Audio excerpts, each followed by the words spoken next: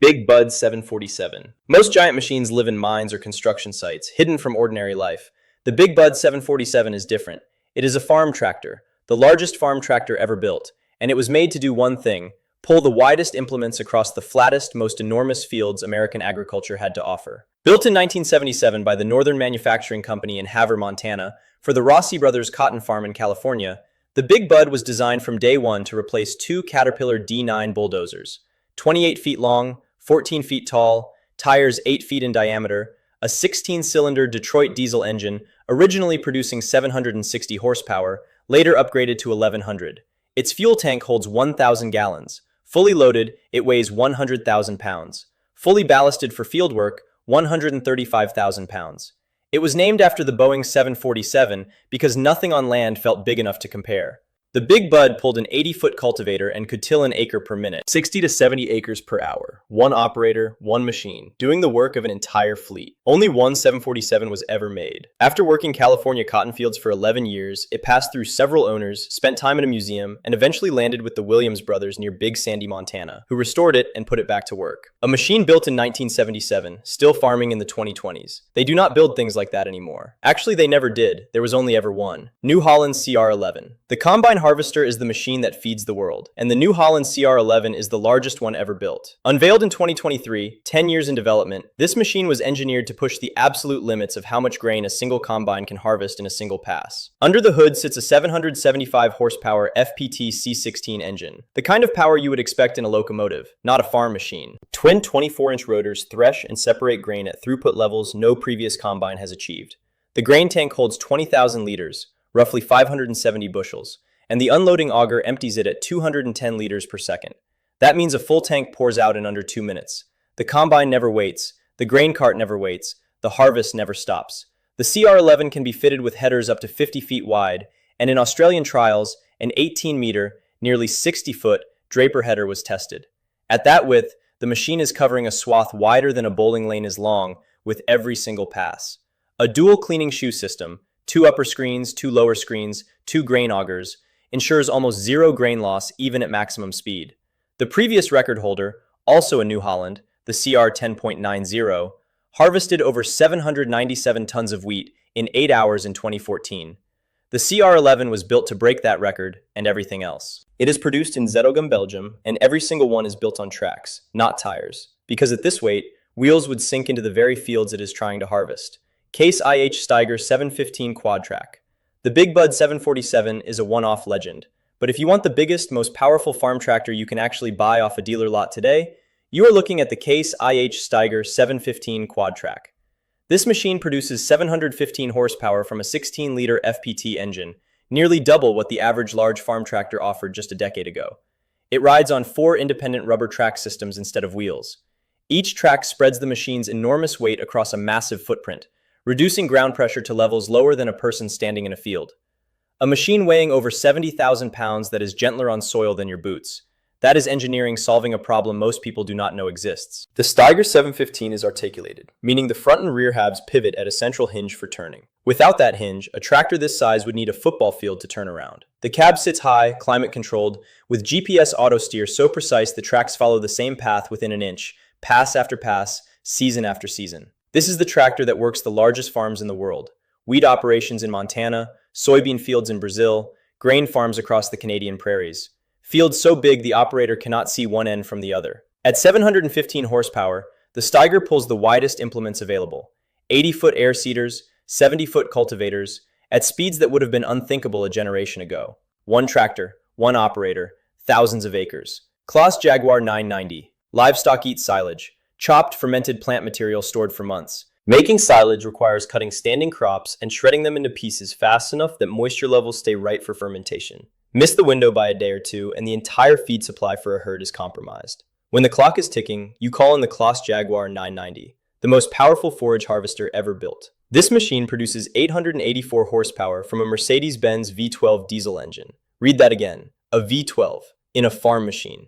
That engine drives a massive drum with rows of knives spinning at high speed, chopping corn, grass, or alfalfa into uniform pieces, and blowing them through an adjustable spout into trailers driving alongside. The throughput is staggering, over 300 tons of material per hour. That is roughly 30 dump truck loads every 60 minutes. Inside the machine sits a kernel processor, two counter-rotating rollers that crack every corn kernel passing through. This detail matters more than it sounds. Uncracked corn kernels pass straight through a cow's digestive system completely undigested. The animal eats but gets nothing from it. The kernel processor turns expensive feed into actual nutrition. The Jaguar 990 stretches about 25 feet long and weighs over 30,000 pounds. It works in a convoy, the chopper up front, trailers alongside, trucks at the field edge. A choreography of machines racing against the weather. When the harvest window is 48 hours, this is the machine that makes sure the herd eats all winter. Hardi Rubicon 9000. Protecting crops from pests, weeds, and disease means covering enormous fields with precisely calibrated chemicals, and doing it fast before the weather changes or the window closes. The Hardi Rubicon 9000 is one of the largest self-propelled sprayers ever built, and when its booms unfold, the scale is hard to believe. The spray boom stretches 160 feet, wider than a Boeing 737 wingspan. When fully extended, the machine covers a swath so wide that from one tip to the other, you could park 10 cars bumper to bumper and still have room left over. A chemical tank holding 2,377 gallons sits behind the cab, powered by an 8.9-liter Cummins turbo diesel engine. The machine rides on tires 6 feet tall that cost thousands of dollars each.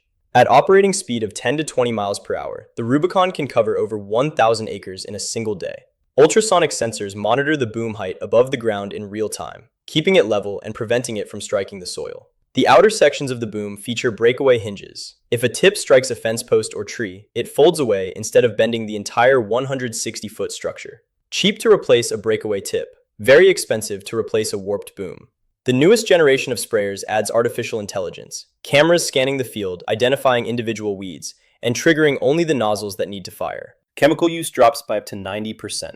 A 160-foot wide machine making decisions plant by plant. That is not farming. That is precision warfare against weeds. Half-mile center pivot. From space, the most visible evidence of farming is not tractors or barns. It is circles.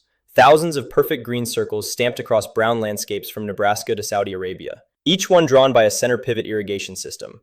The biggest ones stretch half a mile from the center to the outer tower and irrigate over 500 acres in a single rotation. A center pivot is an elevated pipeline mounted on a series of wheeled towers, rotating around a fixed point like the hand of a clock. The outermost towers travel faster than the inner ones to keep the pipeline straight.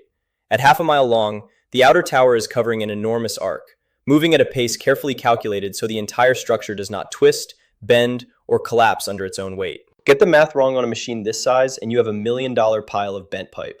Before center pivots, the American Great Plains were called the Great American Desert. The land was flat, dry, and considered nearly useless. In the late 1940s, Nebraska farmer Frank Zybach invented the center pivot, and those millions of useless acres became some of the most productive farmland on Earth. Nebraska alone now has over 55,000 center pivot systems irrigating roughly 6.7 million acres. Modern pivots use GPS, soil moisture sensors, and variable rate nozzles to adjust water application across every section of the field. Some areas get more, some get less. Not a single drop wasted. The center pivot did not improve the Great Plains. It created them as farmland. One invention turned a desert into a breadbasket. John Deere CP770 cotton picker. Before mechanical harvesting, cotton was picked entirely by hand. A single person could manage maybe 200 pounds in a day under a burning sun. The cotton picker ended that. But building a machine to do what nimble human fingers did seemed nearly impossible. Cotton fibers are delicate, tangled inside bowls that open at different times, surrounded by leaves that contaminate the harvest if grabbed along with the cotton. The John Deere CP770 solved it, and solved it at scale. This machine stands over 15 feet tall, stretches roughly 30 feet long, and weighs over 70,000 pounds. It picks 6 rows of cotton simultaneously, using rows of rotating, moistened spindles that twist into open bowls and pull the fiber free without touching leaves or stems. But here is where it gets massive. The CP770 does not just pick cotton. It cleans it on board, removing plant debris as it harvests. Then it compresses the clean cotton into round modules wrapped in bright yellow plastic, each weighing around 5,000 pounds. The machine builds, wraps, and ejects these modules without stopping. 1 operator, 6 rows, continuous harvest. The field behind the machine looks like it has been scattered with giant yellow eggs. A single CP770 replaces what once required hundreds of laborers working sunrise to dark. The machine that seemed impossible to build now harvests nearly all American cotton. The cotton picker did not just change farming, it changed labor economics, migration patterns, and the way entire regions of a country were populated. Tribine T1000. Every combine harvester ever built shares the same bottleneck, a grain tank that fills up. When it fills, the combine either stops to unload or calls in a grain cart to receive grain on the go. Either way, the harvest depends on a second machine showing up at the right time.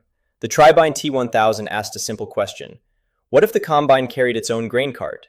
The result is the largest combine harvester by weight ever produced.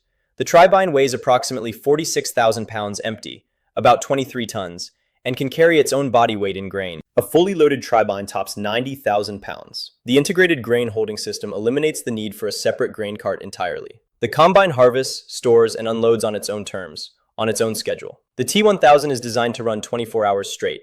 In flat, wide-open fields where the nearest truck may be a mile away, the Tribine keeps harvesting while other combines would be sitting idle, waiting for a cart to arrive. When it is ready to unload, it drives to the truck and dumps. No auger, no grain cart, no coordination with a second machine.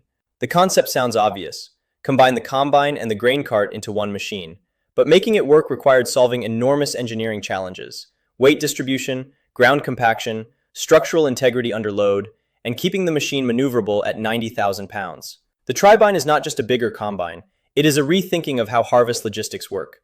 One machine, zero dependencies. The field does not wait. I only covered 8 machines in this video, and there are more monsters out there. So if this video hits 200 likes, I'll make a part 2 and cover the rest. In the meantime, watch this next video.